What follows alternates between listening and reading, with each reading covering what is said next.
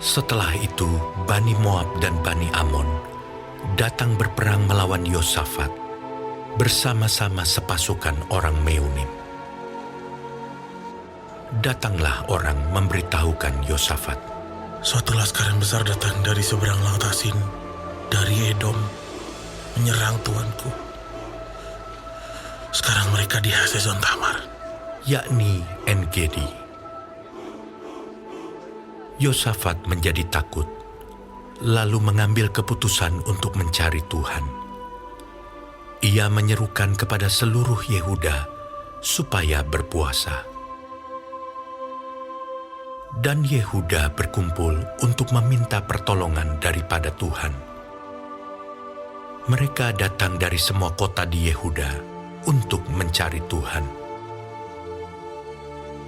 Lalu Yosafat berdiri di tengah-tengah jemaah Yehuda dan Yerusalem di rumah Tuhan, di muka pelataran yang baru, dan berkata, "Ya Tuhan, Allah nenek moyang kami, bukankah Engkau Allah di dalam surga? Bukankah Engkau memerintah atas segenap kerajaan bangsa? Kuasa dan keperkasaan ada di dalam tangan-Mu, sehingga tidak ada orang yang dapat bertahan melawan Engkau. Bukankah Engkau Allah kami yang menghalau penduduk tanah ini dari depan umat-Mu Israel dan memberikannya kepada keturunan Abraham, sahabat-Mu itu, untuk selama-lamanya? Lalu mereka mendiami tanah itu dan mendirikan bagimu tempat kudus untuk nama-Mu. Kata mereka, bila sesuatu malapetaka menimpa kami, yakni pedang, penghukuman, penyakit sampar, atau kelaparan, kami akan berdiri di muka rumah ini, di hadapan-Mu, karena nama-Mu tinggal di dalam rumah ini. Dan kami akan berseru kepadamu di dalam kesesakan kami, sampai Engkau mendengar dan menyelamatkan kami. Sekarang, lihatlah Bani Amon dan Moab dan orang-orang dari pegunungan Seir ini. Ketika orang Israel datang dari tanah Mesir, Engkau melarang mereka memasuki negerinya. Oleh sebab itu mereka menjauhinya dan tidak memusnahkannya. Lihatlah, sebagai pembalasan mereka datang mengusir kami dari tanah milik yang telah Engkau wariskan kepada kami. Ya Allah kami, tidakkah Engkau akan menghukum mereka? Karena kami tidak mempunyai kekuatan untuk menghadapi laskar yang besar ini yang datang menyerang kami.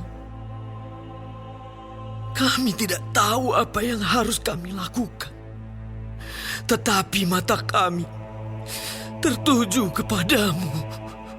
Sementara itu, seluruh Yehuda berdiri di hadapan Tuhan, juga segenap keluarga mereka dengan istri dan anak-anak mereka.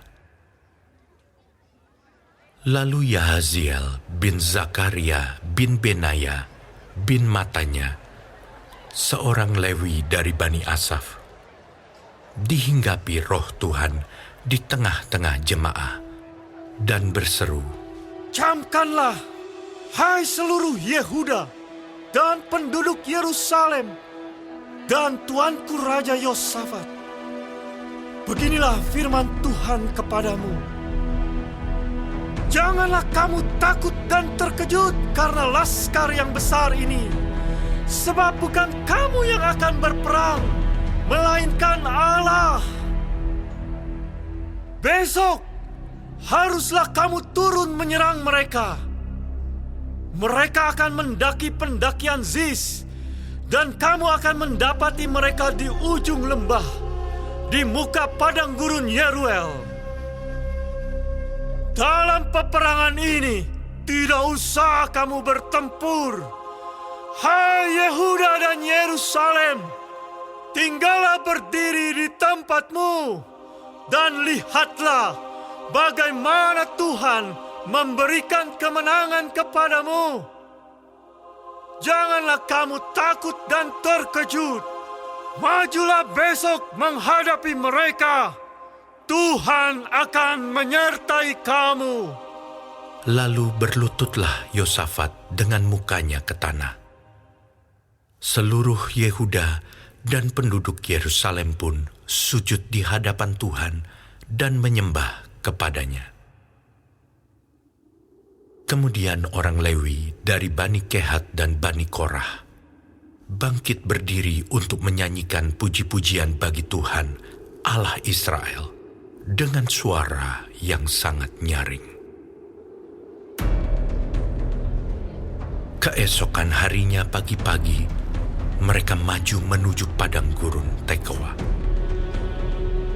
Ketika mereka hendak berangkat, berdirilah Yosafat dan berkata, Dengar, hai Yehuda dan penduduk Yerusalem, percayalah kepada Tuhan Allahmu, dan kamu akan tetap teguh.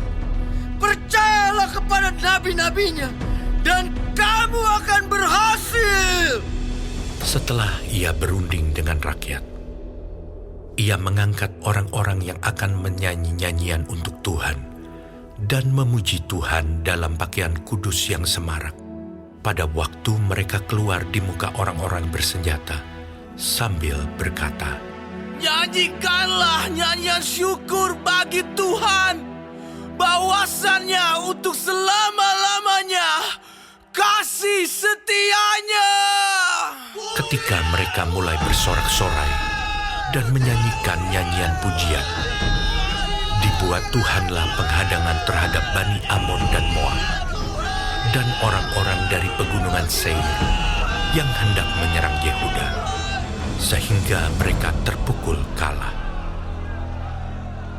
Lalu Bani Amon dan Moab berdiri menentang penduduk pegunungan Seir, hendak menumpas dan memunahkan mereka.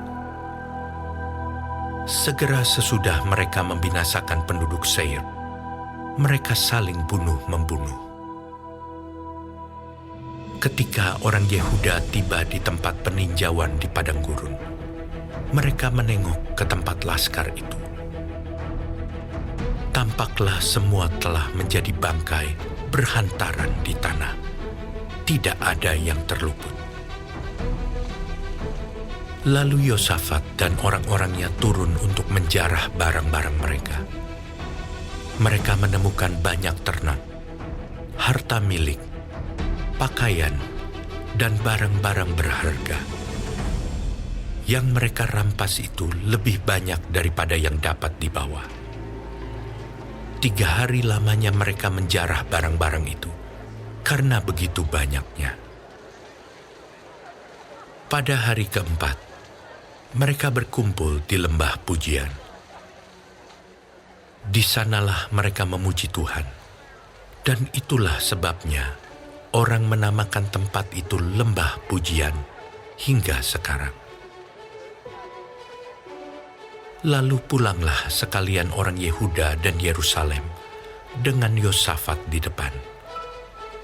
Mereka kembali ke Yerusalem dengan sukacita, karena Tuhan telah membuat mereka bersukacita karena kekalahan musuh mereka. Mereka masuk ke Yerusalem dengan gambus dan kecapi dan nafiri, lalu menuju rumah Tuhan.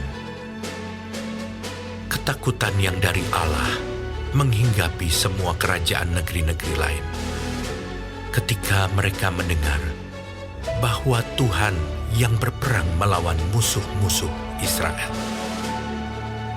Dan kerajaan Yosafat amanlah, karena Allah-Nya mengaruniakan keamanan kepadanya di segala penjuru. Yosafat memerintah atas Yehuda. Ia berumur 35 tahun pada waktu ia menjadi raja, dan 25 tahun lamanya ia memerintah di Yerusalem. Nama ibunya ialah Azubah, anak Silhi. Ia hidup mengikuti jejak Asa ayahnya. Ia tidak menyimpang daripadanya dan melakukan apa yang benar di mata Tuhan. Hanya bukit-bukit pengorbanan tidak dijauhkan. Bangsa itu belum mengarahkan hatinya kepada Allah, nenek moyang mereka. Selebihnya dari riwayat Yosafat, dari awal sampai akhir, sesungguhnya semuanya itu tertulis di dalam riwayat Yehu bin Hanani, yang tercantum di dalam kitab Raja-Raja Israel. Kemudian Yosafat, Raja Yehuda, bersekutu dengan Ahazia, Raja Israel, yang fasik perbuatannya.